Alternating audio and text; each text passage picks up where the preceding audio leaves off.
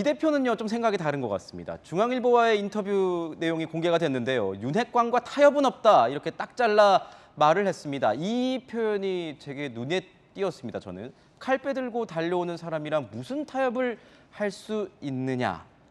박정아 의원님, 지금 보면은 이게 당 갈등이 윤핵관 때문이라는 어떤 이런 의미인 거죠?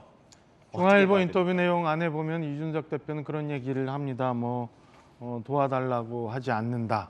혹은 청와대 행정관 인사까지도 언론 보고 알게 된다. 이런 얘기를 하는 거 보면은 이준석 대표가 얘기하는 것처럼 윤핵관을 지칭하는 거일 수도 있다고 보여져요. 그리고 대선 때 봤습니다마는 이준석 대표와 윤석열 당시 후보와의 갈등 속에서 윤핵관 문제가 또 불거졌었잖아요. 그리고 그게 최고조로 올랐다가 해결이 되면서 후보의 지지율이 좀 높아지는 부분도 있었는데, 저는 이 부분에 대해서는 좀 전에 손정혜 변호사님 말씀 주신 것에 대해서 동의합니다. 그러니까 이거는 윤리 문제는 부차적인 수단이고, 나머지는 제가 볼 때는 이 안에서 헤게모니 쌓이고 당권 싸움이에요. 이거 국민들이 볼 때 그렇게 썩 좋아 보이지는 않는다고 보여집니다. 그래서 윤핵관이 누구를 지칭하는지, 그리고 이준석 대표는 뭘 바라는지 모르겠습니다만은 그거 내부적으로 안에서 해결했으면 좀 좋겠어요. 이렇게 자꾸 겉으로 드러내서 국민들 힘들게 피곤하게, 그리고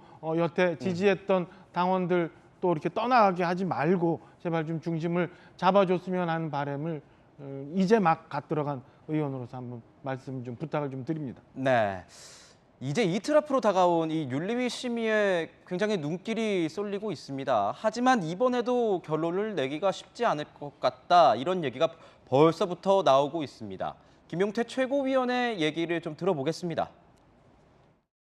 윤리위가 이번 주에도 어떤 결정을 내리기는 굉장히 어려울 거라고 생각됩니다. 예를 들어서 징계를 한다고 가정했을 때요, 수사 결과가 만약에 아니다라고 나왔을 때 굉장히 정치 부담이 클 거고요. 징계를 하지 않았는데 만약에 수사 결과 문제가 있다고 밝혀지면 그것도 역시 윤리위의 부담이기 때문에 윤리위가 어떤 섣부른 정치적인 판단을 하기 어렵다고 저는.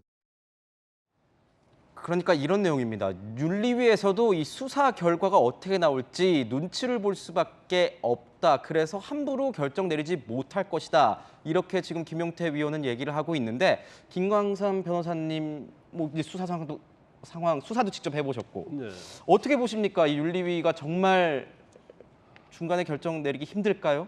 내부적으로 이제 권력의 투쟁의 일환을 본다고 하면 윤리위가 사실은 권력이 있는 윤핵관 쪽에 힘을 실어줄 가능성이 크겠죠. 그렇지만 윤리위원회 딜레마가 있는 거예요. 아까 김용태 의원이 말한 것처럼 사실은 수사 결과를 보는 게 맞겠죠. 왜냐하면 이게 너무나 첨예하게 대립하는 사안이고, 또 실제로 접대를 하고 성상납을 했다고 하는 사람이 굉장히 신뢰할 수 있는 그런 사람은 아니에요. 하지만 또 어떻게 보면 구체적으로 진술하는 걸 보면 굉장히 신빙성 있는 진술을 하고 있단 말이에요. 그러면 저는 이제 그렇게 생각을 해요. 윤리위가 어떻든 간에 처음에 징계를 하려고 마음을 먹었으면 차라리 수사 결과가 발표된 걸 보고 정하겠다, 이렇게 했으면 별 논란이 없었을 거예요. 그렇지만 이제 수사 중인데 이거 윤리위에서 징계위 회부해서 진행을 빨리빨리 하려고 하다 보니까 이준석 대표가 굉장히 반발을 하는 거고, 그 과정에서 윤핵관들과 굉장히 많은 거친 언사가 있잖아요.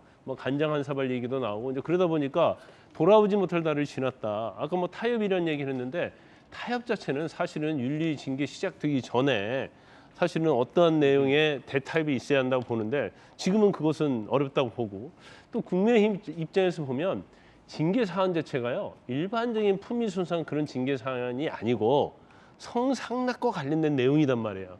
그런데 이걸 아무 일 없듯이 지나갈 수도 없는 것이고, 또 그렇다고 해서 징계를 하더니 내부 분란이 엄청 크고, 그러다 보니까 딜레마가 있는데, 제가 볼 때는 시간은 끌수록 이준석 대표가 굉장히 막다른 골목으로 이제 몰리고 있다는 생각이 들고, 본인의 어떤 이미지 자체가 이제 성상납과 관련된 이미지로 굳어질 가능성이 크거든요.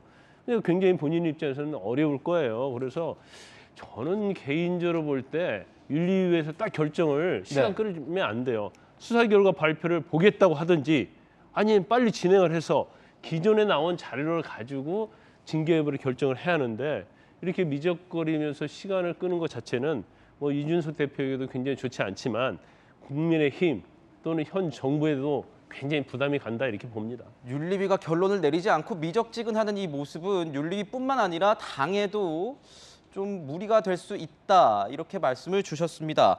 전혜수 의원님, 그러면 예. 만약에 이번에도 결론을 내리지 못하면 윤리위가 만약에 또 내리지 못하면 어떻게 되는 겁니까? 이준석 대표만 안 좋아지는 겁니까? 어떻게 되는 거예요? 당정이 더 큰 수렁에 빠지겠죠. 근데 사실은 이제 윤리위원회가 2번에 걸쳐서 연기를 했다는 것은 이준석 대표에게 보내는 시그널입니다. 그러니까 연기를 할 테니까 알아서 거취를 정리를 해라.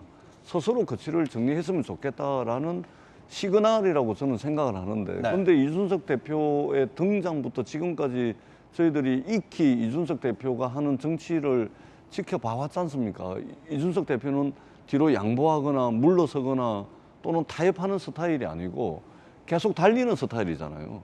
계속해서 싸워서 어떻게든 싸워서 이겨야 되는 그런 정치를 계속 해왔기 때문에 윤리위원회에서 스스로 거취를 정리할 수 있는 시간을 줬음에도 불구하고 계속해서 지금 맞서고 있는 것이기 때문에 아마 7월 7일 날은 윤리위원회가 다시 결정을 연기하지 않고 바로 결정을 할 가능성이 많겠다. 네. 저는 이제 그렇게 보여지고, 집권여당 차원에서 또 이제 새 정부가 출범한 지 2달이 안 된 상황에서 대통령 지지율이 빠지고 있고, 또 이 모습을 지켜보는 국민들의 실망감이라는 것은 굉장히 큽니다. 그렇기 때문에 빨리 좀 이 리스크, 이 예측 불가능함, 이것을 빨리 좀 정리를 하고 집권여당의 온전한 모습을 국민들께 보여드리는 것이 저는 예의라고 생각을 합니다. 빨리 마무리할 필요가 있겠다, 그렇게 생각을 합니다. 네.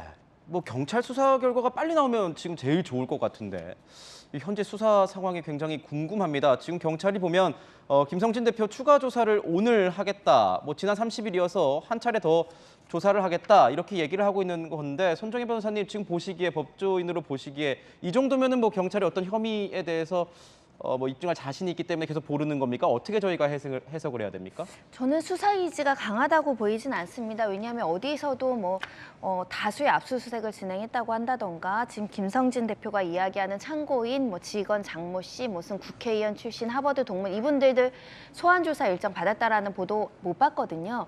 사실을 하려면 신속하게 진실을 확인해 나갈 수도 있습니다. 지금 뭐 카드 내역도 제출했다라고 하고, 네. 일부 직원들이랑 이제 메시지 보냈다는 것도 제출했다고 하고, 일부 자료를 가지고 있다는 직원 장모 씨, 그리고 성접대를 했다라고 알려진 여성의 신상까지 김성진 대표가 이제 전달했다고 한다면, 그 사람들 일거에 확 부르고 압수수색하고 하면 조기에 조금 종결할 수도 있거든요. 근데 굉장히 시간을 두고 하나하나 확인해 나가는 과정으로 보여서 징계위 개최 전에 수사 결과가 나오기는 난망해 보이는 상황이고, 수사 결과가 혐의 있음으로 나올지 무혐의로 나올지도 단언하기 어려운 상황 같습니다. 네, 윤리위 결과가 어떻게 될지 굉장히 이목이 집중되고 있습니다. 이 당 패권, 이 헤게모니 싸움, 활시는 당겨졌고 이 활이 어디 관역을 향해서 나아갈지는 조금 더 지켜봐야 될 것 같습니다.